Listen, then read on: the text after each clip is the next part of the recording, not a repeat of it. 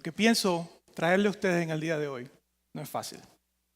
No ha sido fácil para mí esta semana prepararme para traer lo que quiero conversar con ustedes. Quizás no va a ser un mensaje tradicional que usted está acostumbrado a escuchar, pero espero que por los próximos 30 minutos, con una mente abierta, antes de juzgarme lo que voy a decir, reciba y por lo menos evalúe lo que voy a decir en el día de hoy.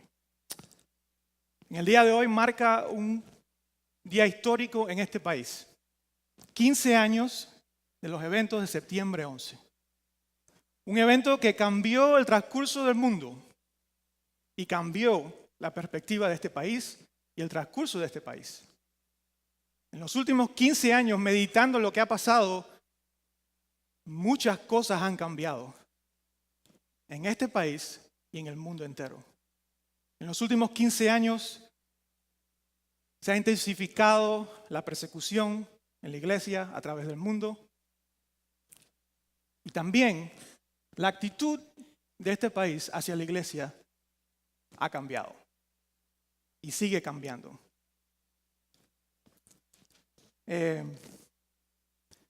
Y meditando en eso y pensando,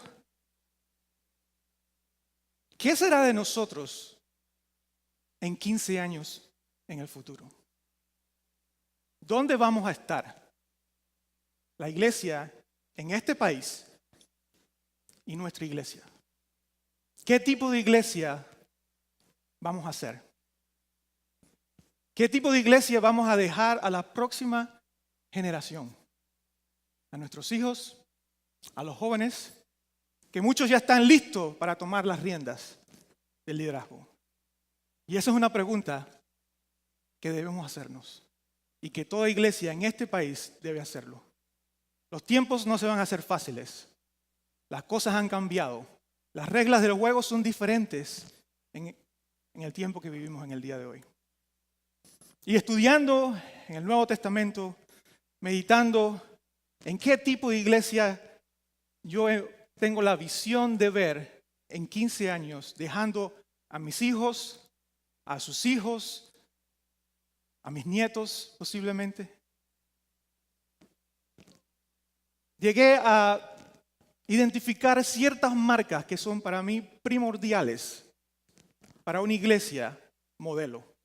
Y mi deseo de corazón es que mi iglesia sea una iglesia modelo para las otras iglesias en esta ciudad y en nuestro país.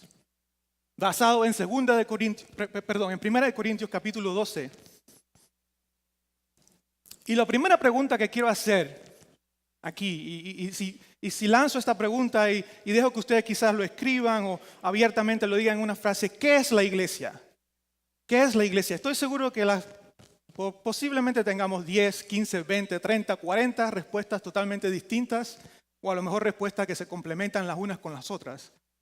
Pero antes de lanzarme a ver bíblicamente qué es la iglesia y el papel que juega la iglesia en el plan de Dios, queríamos que por lo menos empezáramos con una base en la que todos podemos estar de acuerdo en qué no es la iglesia.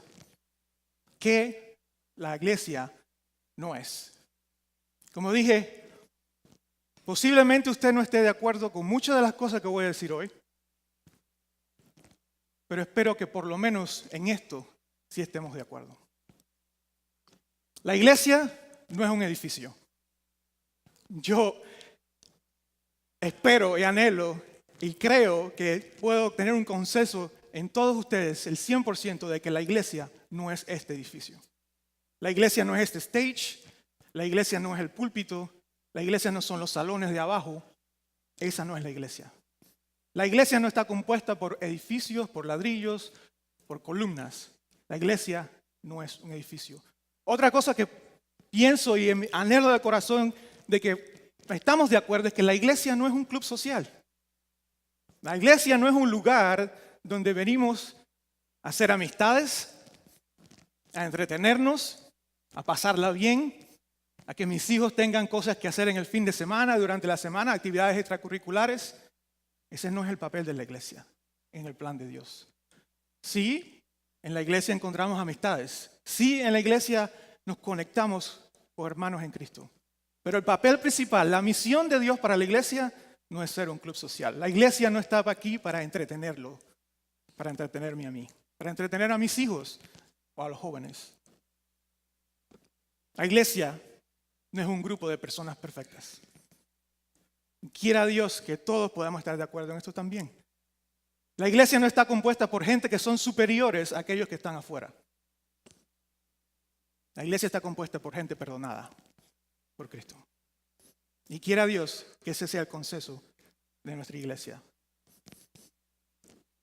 ¿Qué es la iglesia entonces? Si vamos a la página del Nuevo Testamento, hay varias maneras en que la iglesia es descrita, pero quizás las dos maneras más importantes con las que me quiero concentrar en el día de hoy es que la iglesia es una familia adoptada de Dios. Dios comenzó el trabajo a través de Cristo Jesús, a través de proveer la manera de reconciliarnos con Él por su muerte en la cruz, y estableció la iglesia.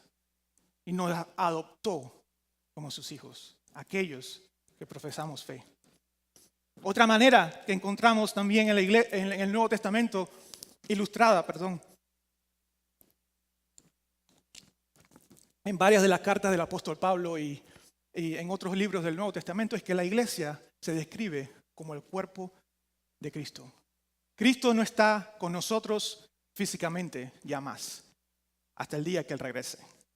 Nosotros somos su cuerpo. Nosotros somos sus manos, sus pies, sus bocas. En Romanos 12, la carta de los Romanos, capítulo 12, versículo 4 al 5, el apóstol Pablo lo escribió de esta manera a la iglesia en Roma. Pues así como cada uno de nosotros tiene un solo cuerpo con muchos miembros, y no todos estos miembros desempeñan la misma función. También nosotros, siendo muchos, formamos un solo cuerpo en Cristo. Y cada miembro está unido a todos los demás. Ahora, como se ilustra la iglesia como un cuerpo, también la iglesia, en mi opinión y en lo que he visto, también comparte padecer o estar en el mismo estado que un cuerpo físico puede estar. La iglesia puede estar sana, y es la iglesia que quiero hablar hoy, la iglesia modelo. Pero lastimosamente la iglesia también puede estar enferma. La iglesia también puede estar enferma. Y la iglesia puede estar muriendo. En este país, muchas iglesias han cerrado en los últimos años. Y hay una crisis porque mucha gente ya no asocia la iglesia como algo que es aceptado. Como que algo que es aceptado por la sociedad. Y eso no va a mejorar. Entonces nos queda a nosotros, al mirar al futuro, decidir qué tipo de iglesia vamos a hacer. Y esto, lo que quiero hablar hoy es de mi corazón, mi visión, que me encantaría ver mi iglesia en 15 años, en 20 años, hacia el futuro. Empezando por mañana. ¿Cuáles son las marcas primordiales de una iglesia modelo? Y quizás no cubra todas, quizás usted encuentre estudiando en el Nuevo Testamento otras cosas importantes, pero quiero concentrarme en estas marcas, que la que pienso que una iglesia modelo exhibe en su vida como iglesia. La iglesia modelo enseña que Dios tiene un plan al formar el cuerpo de Cristo. La iglesia modelo intencionalmente y constantemente enseña a sus miembros que Dios tiene un plan al formar su cuerpo. No son ideas de hombres, sino Dios tiene un plan. En 1 Corintios capítulo 12, 4 al 6, el apóstol Pablo escribió: ahora bien, hay diversos dones, pero un mismo espíritu. Hay diversas maneras de servir, pero un mismo Señor. Hay diversas funciones, pero es un mismo Dios, el que hace todas las cosas en todos. La iglesia modelo tiene claro que Dios es el que hace el trabajo en nosotros y el que nos mueve a tomar acción. La iglesia modelo también comunica muy temprano a sus miembros que todos deben encontrar un papel a jugar. En la iglesia modelo no hay espacio para que nadie se siente en las gradas. En la iglesia modelo no hay espacio para que alguien sea un espectador. Y eso se comunica constante, frecuente e intencionalmente por los líderes y por cada uno de sus miembros activos. No hay lugar para sentarnos en las gradas. There's no room to sit on the sidelines on the model church. There's no room for that. Everybody must join in action. En 1 Corintios 12, versículo 12, dice, de hecho, aunque el cuerpo es uno solo, tiene muchos miembros y todos los miembros, no obstante ser muchos, forman un solo cuerpo. Y luego saltando al versículo 27, así sucede con Cristo. Ahora bien, ustedes son el cuerpo de Cristo y cada uno es miembro de ese cuerpo. Cada uno de ustedes que está aquí ha sido puesto por Dios como miembro de este cuerpo y tiene un papel que jugar en la obra. Ahora,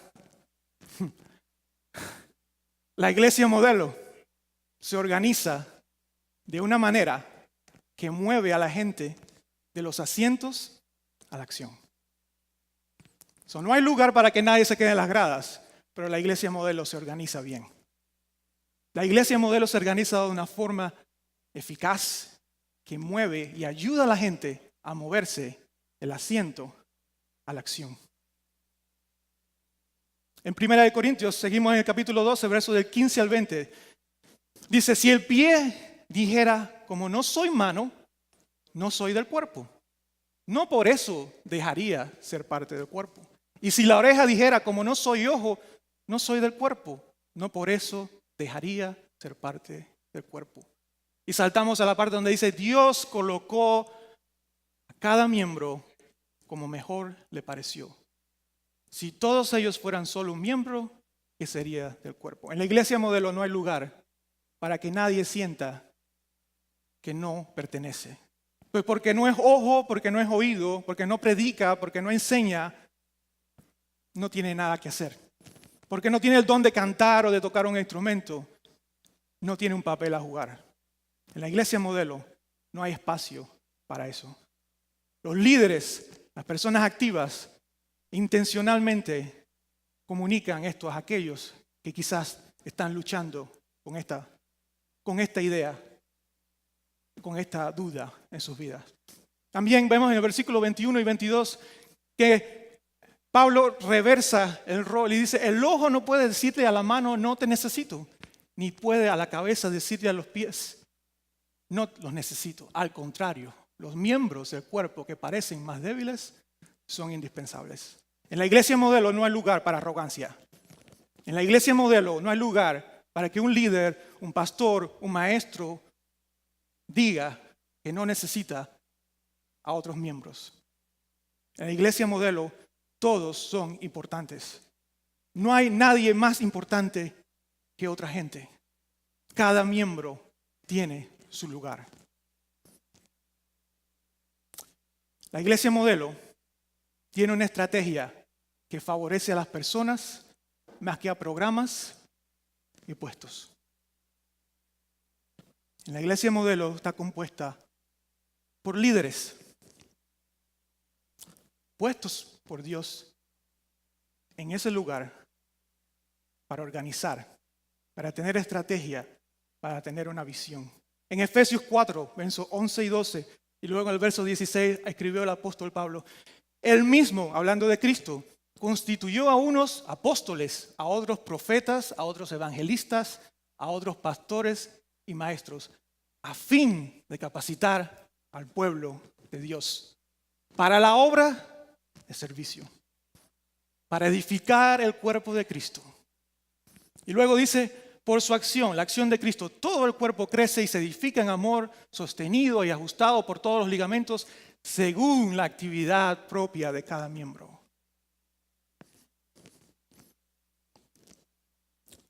Hermano, y me incluyo yo porque he tenido el privilegio que me hayan escogido para estar en el liderazgo de la iglesia.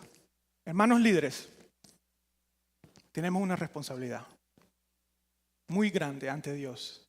Si usted ha sido puesto como maestro, como diácono, como evangelista, tenemos una gran responsabilidad de edificar el cuerpo de Cristo. Y se nos va a pedir cuenta. Y soy el primero que digo que necesito de Dios para hacerlo. Pero no ignoremos esto. No ignoremos esta verdad.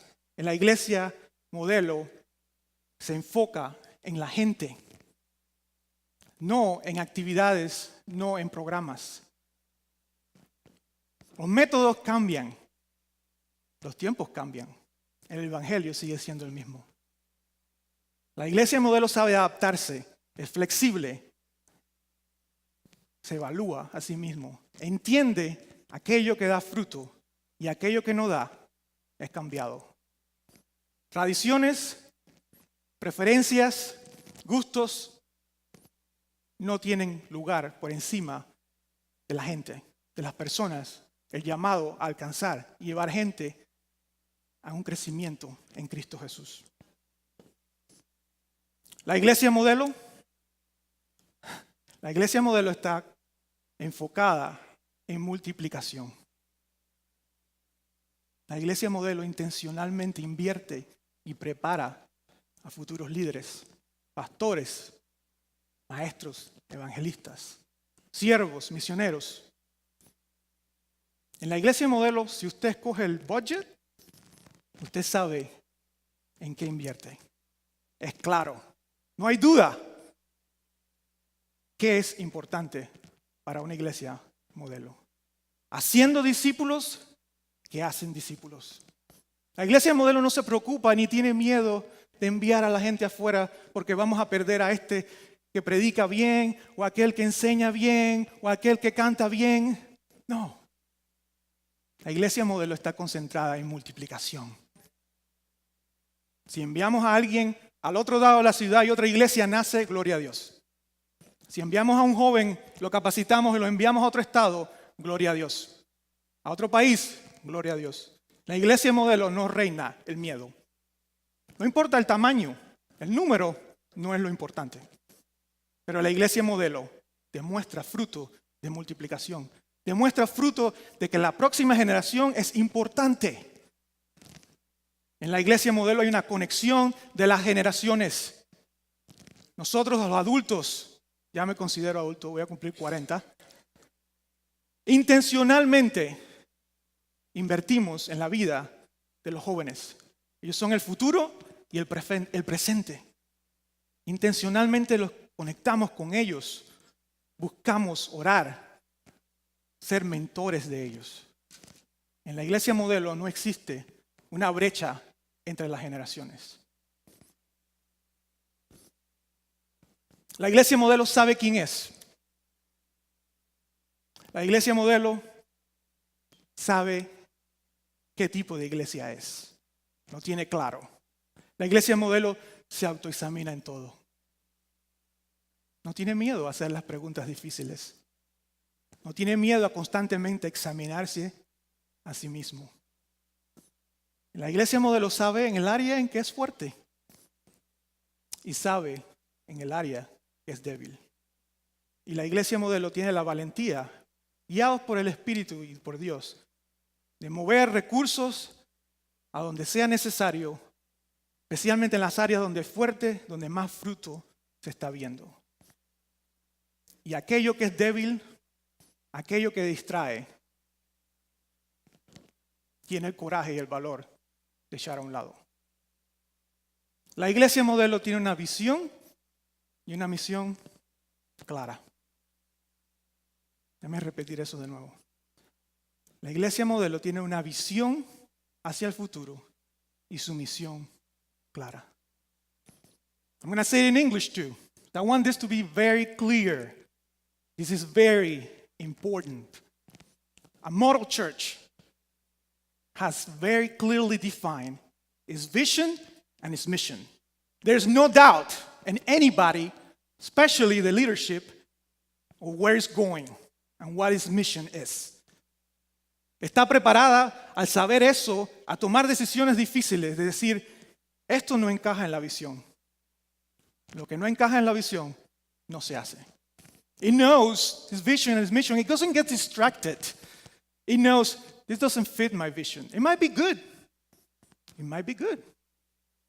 Somebody else can do it. This is not the calling that God has given us. La iglesia modelo tiene una visión y una misión clara. La iglesia modelo está enfocada hacia los de afuera, tanto como hacia los de adentro. La iglesia modelo está tan enfocada hacia los de afuera como hacia los de adentro, buscando alcanzar y involucrar a la gente en dónde están. Nosotros vamos a donde ellos están. The model church is equally balanced between the outsiders and the insiders, seeking them where they are, not expecting to come. We go to them. We go to their brokenness. We go to their mess. La iglesia modelo no tiene miedo a ir a donde está el hombre, la mujer, los jóvenes quebrantados, las almas que necesitan de Cristo e involucrarse con ellos. Hermanos, no quiero que tomen esto a mal. No estoy opuesto a viajes misioneros. Creo que son importantes. Pero es mucho más fácil ir a África, a Asia, y amar a gente allí cuando sé que voy a regresar en 2 semanas. Cuando veo quizás el mejor lado de ellos, es más difícil amar a la gente cuando los vemos todos los días y vemos verdaderamente cómo son y vemos cómo están quebrantados.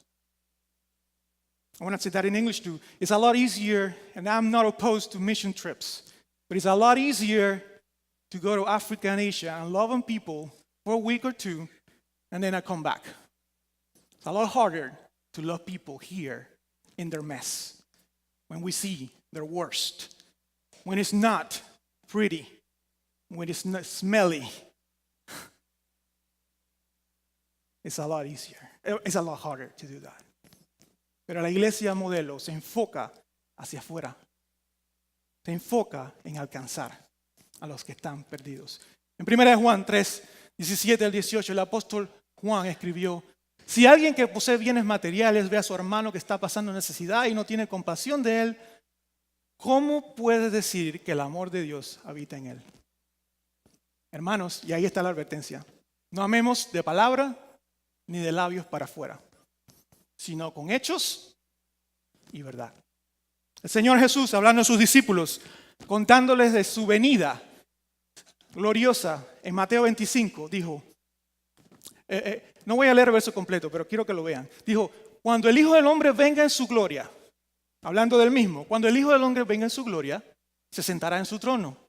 Y dice, vengan ustedes, hablando a aquellos, los escogidos, sus hijos, vengan ustedes a quienes mi Padre ha bendecido. Reciban su herencia, el reino preparado para ustedes desde la creación del mundo. ¿Por qué? No salten esa palabra. ¿Por qué? Tuve hambre y me dieron de comer. Tuve sed y me dieron de beber. Fui forastero. Fui inmigrante. Fui refugiado y me dieron alojamiento. Necesité ropa y me vistieron. Estuve enfermo y me atendieron. Estuve en la cárcel y me visitaron. Les aseguro que todo lo que hicieron por uno de mis hermanos, la palabra hermanos ahí no está hablando de hermanos en la fe, el prójimo, aún por el más pequeño, lo hicieron por mí. Palabras de Cristo, no es mía. ¿Por qué? La iglesia modelo, todo lo que hace es motivado y arraigado en que Dios es amor. Y busca reflejar ese amor hacia los de adentro y hacia los de afuera. In the model church, its motivation is rooted in the fact that God is love. And He seeks to reflect that love to the insiders, us, but also to the outsiders that need God. En 1 Corintios, al final del capítulo 12, el apóstol Pablo hace una conexión. Cuando el apóstol Pablo escribió esta carta, no habían capítulos ni versículos. Era todo un solo texto. Pero noten la conexión. Después de hablar del cuerpo de Cristo, la importancia de los miembros, de que nadie se sienta que no pertenece, de que el cuerpo para ser sano todos deben estar activos, y hablando de la autoridad de Cristo como la cabeza del cuerpo, dice al final del verso 31, pero ahora le voy a mostrar un camino más excelente. Y empieza 1 Corintios 13. Un verso que se lee mucho en bodas. Muy bonito, muy romántico, ¿no? Pero lo que a veces olvidamos, el amor descrito en 1 Corintios 13 es el amor que Cristo tuvo por nosotros y que debemos nosotros mostrar. Dice en el versículo 1, si hablo en lenguas humanas y angelicales. ¿Quién aquí habla en lenguas angelicales? Pero no tengo amor, no soy más que un metal que resuena. Luego dice, próximo slide, please, versículo 2, si tengo el don de profecía y entiendo todos los misterios del mundo y poseo todo conocimiento. ¿Quién puede clamar eso aquí? ¿Quién puede clamar que tiene todo el conocimiento, conoce el futuro, entiende todos los misterios? Si tengo fe que logra trasladar montañas, pero no tengo amor, pero me falta el amor, perdón. ¿Qué dice? No soy nada. Si reparto entre los pobres todo lo que poseo, ¿quién ha hecho eso aquí? No, a mí. Y si entrego mi cuerpo para que lo consuman en las llamas, a lo mejor algunos han estado en situaciones de peligro, riesgo, por el fin del evangelio. Pero no se pierdan la verdad que dice aquí. Aunque haga todo esto, pero no tengo amor, nada gano con eso. Nada. Y luego el apóstol Pablo se mueve a describir el amor. Y cuando yo leo esto me doy cuenta, wow.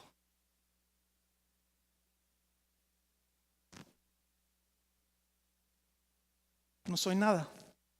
Dice en el versículo 4, el amor es paciente, es bondadoso, no es envidioso, ni jactancioso, ni orgulloso, no se comporta con rudeza, no es egoísta, no se enoja fácilmente, no guarda rencor. El amor no se deleita en la verdad, sino que se regocija en la verdad. Todo lo disculpa, todo lo cree, todo lo espera, todo lo soporta. Yo soy el primero en decir que yo fallo en eso. I fail. Because I don't love each and every one of you this way, and I don't love the people outside this way either. El amor es la medida de nuestra fe, la inspiración de nuestra obediencia, es la motivación del discípulo de Cristo. Todas estas marcas que les he traído, pienso yo que la iglesia modelo debe tener, son importantes, pero deben estar arraigadas en el amor. El amor que vive, que mora en nosotros. El Señor Jesús, hablando con sus discípulos, escrito en Juan 13:35, dijo, de este modo sabrán de que son mis discípulos, si se aman los unos a los otros. Él no dijo si se memorizan versículos bíblicos. Él no dijo si tienen un PhD en teología, si enseñan o si predican. No. O si han ido a muchos viajes misioneros. Él dijo, en cómo se aman los unos a los otros. En 1 Juan 4:7-8, el mismo apóstol Juan escribió a la iglesia en una carta, queridos hermanos, amémonos los unos a los otros. No es opcional, amémonos los unos a los otros, porque el amor viene de Dios. Y todo el que ama ha nacido de Él y lo conoce. Muchos se podrán llamar cristianos. Es fácil decir, es difícil hacer. Si quieren saber si alguien es de verdad, miren si esa persona ama. Dios es amor. El que no ama, no conoce a Dios. Love is key. Love. The one that doesn't love doesn't know God. We can claim that we are Christians, but if we don't love, we're not. We don't know God because God is love. He is love.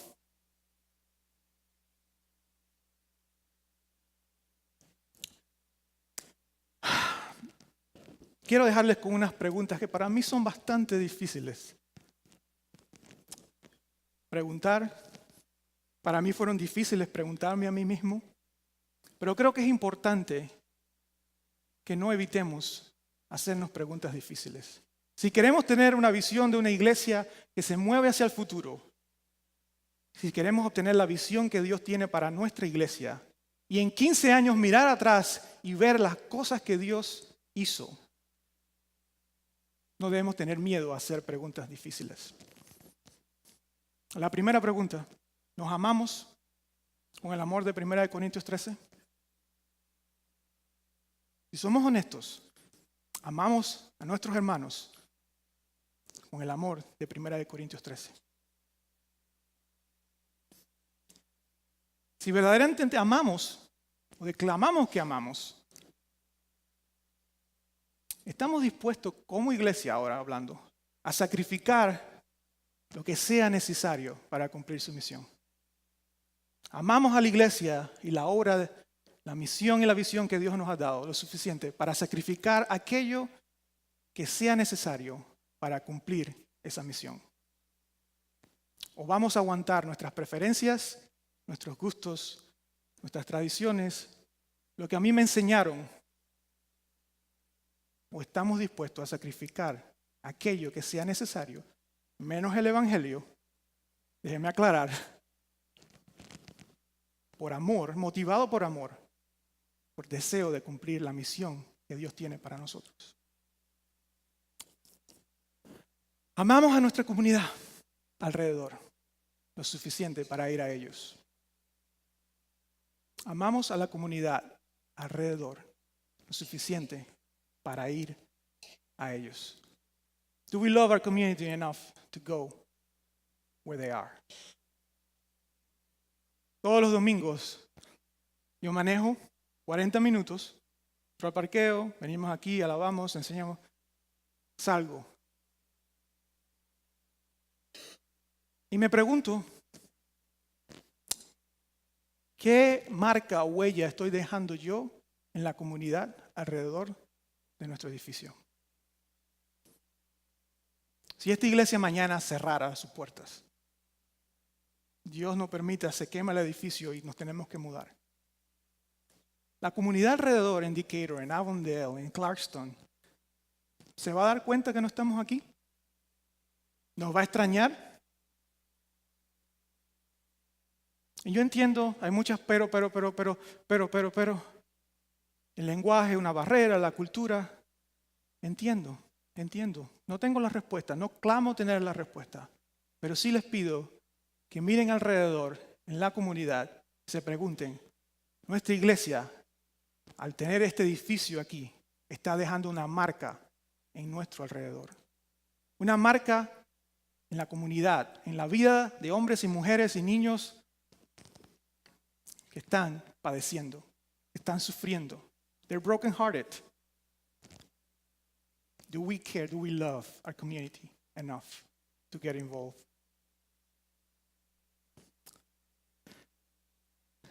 Entiendo que esas son preguntas difíciles y no tengo ningún problema si nadie me quiere decir hi después del servicio. Pero creo que es necesario que nos hacemos estas preguntas. Es necesario para el liderazgo de la iglesia que nos humillemos, tengamos la humildad de decirle a Dios que hay muchas veces que no sabemos lo que estamos haciendo. No sabemos lo que estamos haciendo. Tenemos que ir ante Dios y clamar en oración, buscando su guía. Que Él nos guíe, no depender en mi experiencia, en mi título, en lo que yo aprendí en mi país, buscando la visión que Dios tiene para nuestra vida. Comprendo que estas son preguntas difíciles. Comprendo que no dejan ningún tipo de respuesta a ustedes. No las hay, no las tengo. Sí las hay, pero no las tengo. Pero sé quién las tiene. Sé quién las tiene. Y es hora. El tiempo es ahora. El nuevo año se avecina.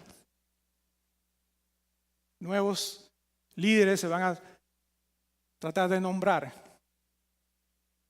Pero creo que el año que viene va a ser un año clave para la vida de esta iglesia. Clave para la vida de esta iglesia. Y cómo nosotros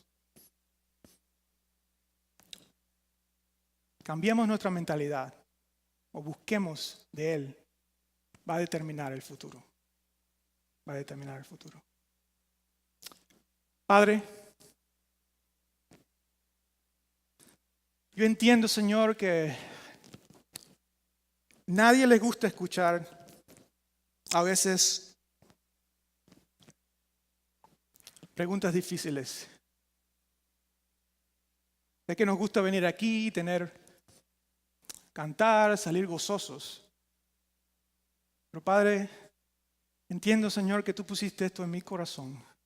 Y cuántas veces traté de no hacerlo, tú no me dejaste. Estas preguntas tienen que ser hechas, Señor. Padre, te confieso yo como líder y espero que mis líderes que sirven conmigo en cada área de la iglesia pueda confesarte ante ti. Señor, hay veces o muchas veces, no sé lo que estoy haciendo. Necesito tu guía.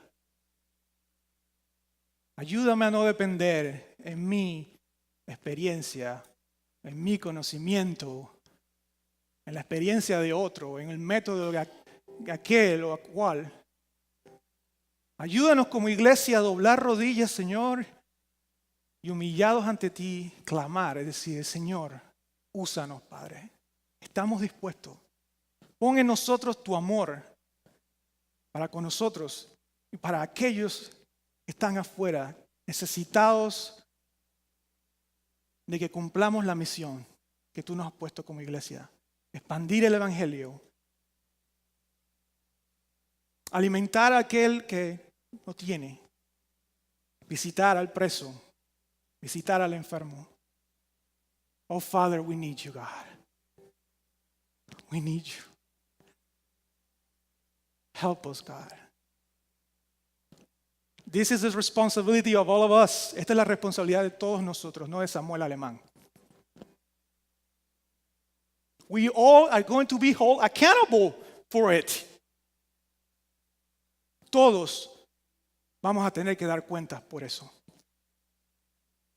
Quiera Dios que no tengamos la mentalidad de pensar que es responsabilidad de Samuel Alemán y del concilio o del pastor.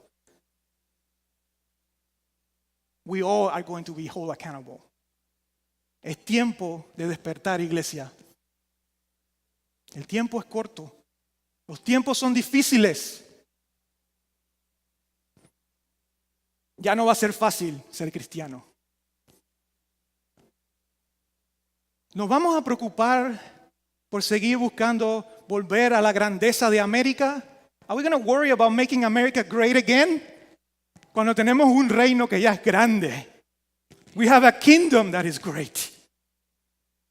We don't need to make America great again. We need God. And the people in this country need God. Wake up, church. Despierta, iglesia. Dios les bendiga. Están despedidos.